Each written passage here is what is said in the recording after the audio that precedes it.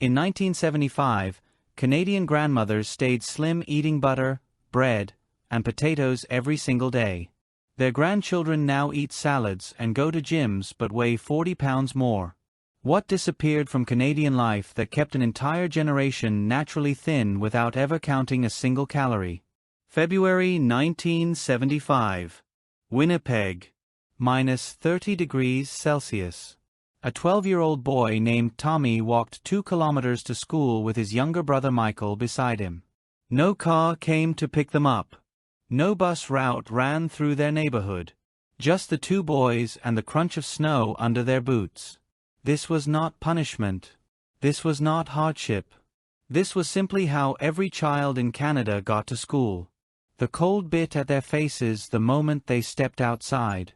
Their eyelashes froze within minutes. Breath came out in thick white clouds that hung in the air. Heavy winter coats weighed them down.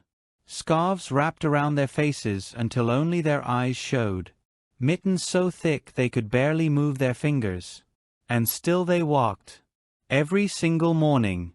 Rain or shine. Snow or ice. -40 or +10. Walking was just what people did. Before the walk came breakfast. Tommy and Michael sat at the kitchen table while their mother stood at the stove stirring porridge. She had been there for 20 minutes already. Oats bubbled in a pot. Milk heated in another. Brown sugar waited in a small bowl. There was no grab and go. No cereal poured from a box. No toaster pastries eaten in the car. Breakfast was a sit-down event. The family ate together. Then the boys put on their coats and boots and headed out into the cold. Everyone walked everywhere. Tommy walked to school.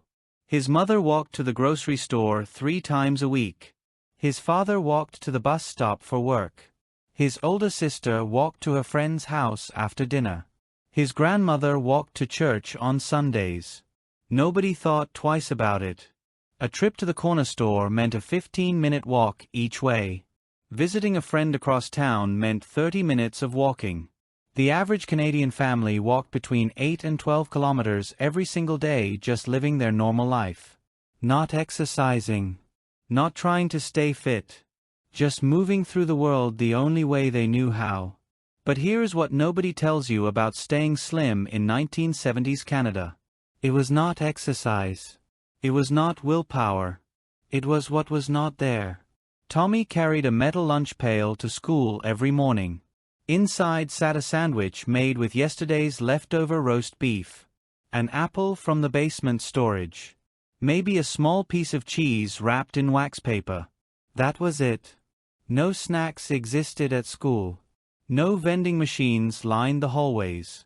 Those would not appear until the mid-1980s. If Tommy got hungry between lunch and dinner, he simply stayed hungry. Every child did. A chocolate bar at the corner store cost 25 cents. That was Tommy's entire week of pocket money. 1 small chocolate bar. He had to choose carefully because once he spent those 25 cents, nothing else was coming until next Saturday. Most weeks he saved the money instead. The chocolate was not worth it. Pop was a Saturday night treat. His mother poured small glasses for the family while they watched television together. 1 bottle split between 6 people. The rest of the week they drank milk or water. Nothing else existed in the house. The refrigerator was small. A white box in the kitchen barely big enough for 2 days of milk and yesterday's leftovers. It certainly could not hold cases of pop or boxes of juice. Tommy's mother walked to the grocery store every Wednesday and Saturday. She carried 2 cloth bags and filled them with what she could carry home. No car sat in the driveway. The bus cost money they did not want to spend. So she walked 20 minutes each way carrying 30 pounds of food in her arms. Potatoes. Flour. A small cut of meat. Bread. Milk. Butter. Eggs. The basics. Nothing extra. The family ate 3 times a day. Breakfast. Lunch. Dinner. Between those meals, the kitchen stayed closed. No snacking. No grazing. No midnight raids on the pantry. Food had a schedule and everyone followed it. Tommy's stomach rumbled sometimes between meals. He ignored it. Dinner would come eventually. It always did. After school meant going straight home. Not because Tommy wanted to. Because there was work to do. His mother stood in the kitchen peeling potatoes when he walked through the door. A 10-pound sack sat on the counter. She peeled every single one by hand. Her fingers moved fast. Peel after peel fell into the bin. The pile of naked white potatoes grew slowly in the bowl beside her. Meat was expensive. The Sunday roast cost nearly $5. His mother made it last all week. Monday they ate the roast with vegetables. Tuesday the leftovers became sandwiches. Wednesday she ground up what remained and mixed it with the mashed potatoes from Monday to make shepherd's pie. By Thursday the meat was gone. They ate eggs or beans instead. Everything in that kitchen came from scratch. No frozen dinners existed. No takeaway restaurants delivered to homes. His mother made bread twice a week. Kneaded the dough for 10 minutes until her arms ached. Let it rise for an hour. Punched it down. Let it rise again. Finally baked it. The whole process took 4 hours for 2 loaves. Tommy helped shell peas at the kitchen table. His fingers split open pod after pod. The small green peas rolled into a metal bowl. Michael sat across from him doing the same thing. Sometimes their mother asked them to churn butter in the old wooden churn in the corner. Push the handle up and down. Up and down.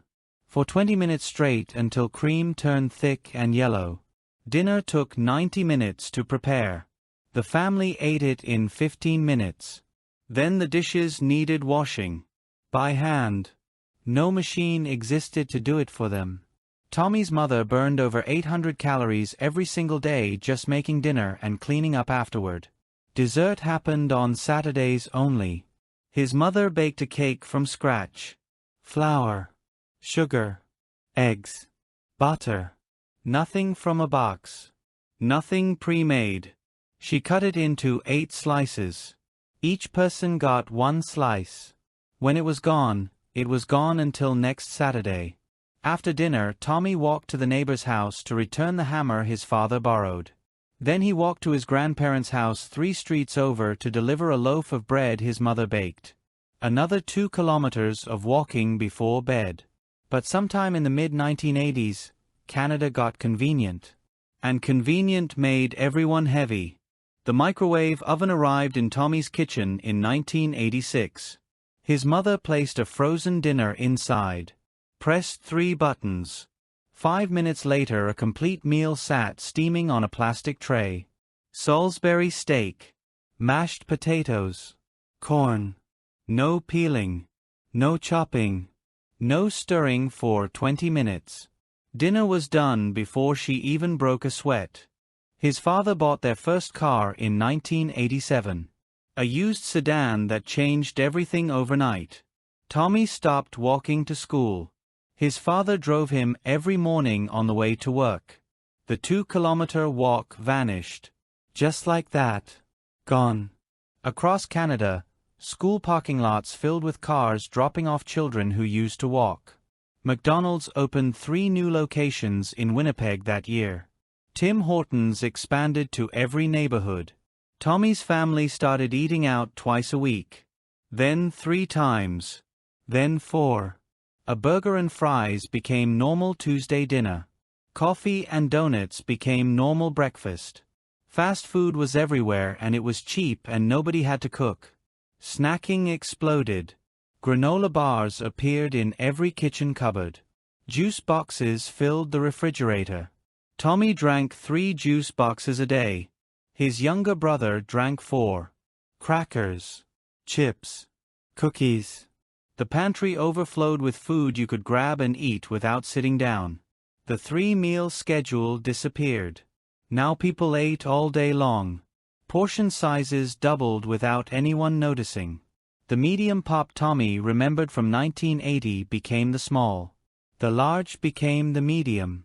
A new extra-large size appeared that held 32 ounces. Nearly a liter of sugar water in a single cup. Video games arrived in 1988.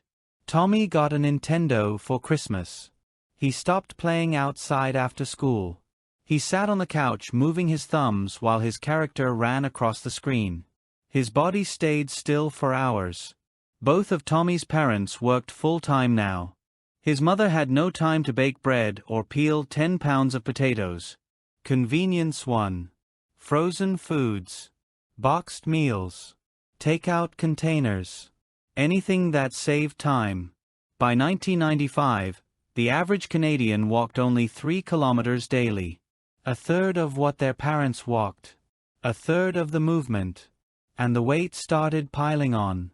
The extra weight did not come from laziness. It came from ease. Tommy's grandmother turned 60 in 1975. She stood 5 feet 4 inches tall and weighed 135 pounds. She had weighed 135 pounds since she was 30 years old. Her body never changed. Tommy turned 60 in 2023. He stood 5 feet 10 inches tall and weighed 210 pounds. Same family. Same genes. 75 pounds heavier. His grandmother never exercised a day in her life. She never joined a gym. Never went for a jog. Never owned workout clothes. But she moved constantly from the moment she woke until the moment she went to bed. She washed every piece of clothing by hand in a metal tub. Scrubbed each shirt and pant leg with a washboard. Wrung out the water with her bare hands. Hung everything on a line outside. Carried the wet laundry in a heavy basket. Her arms ached every Monday. She burned 400 calories doing laundry. She walked to 3 different shops every week. The butcher. The baker. The greengrocer. Each trip took 30 minutes round trip. She carried bags weighing 20 pounds in each hand. She swept floors with a broom. Beat rugs outside with a wooden paddle. Kneaded bread dough. Hung curtains. Pulled weeds. Shoveled snow. Her body never stopped working. Tommy exercised 3 times a week at the gym. 30 minutes on the treadmill. Some weights. A few stretches. Then he sat for 12 hours every single day. Sat in his car driving to work. Sat at his desk for 8 hours. Sat in his car driving home. Sat on the couch watching television. His body barely moved. People did not get fat because they got lazy. They got fat because convenience removed all the movement that used to keep them naturally slim. Tommy's grandmother stayed thin because she had no choice. No car meant walking. No machines meant physical labor. No convenience foods meant cooking from scratch. Her thin body was not a choice. It was simply what happened when you lived that life. Canadians gained comfort and lost something they did not know they needed. Modern life became easy. And easy made them heavy. Their bodies still remember what it felt like to move all day long. They just forgot how to do it.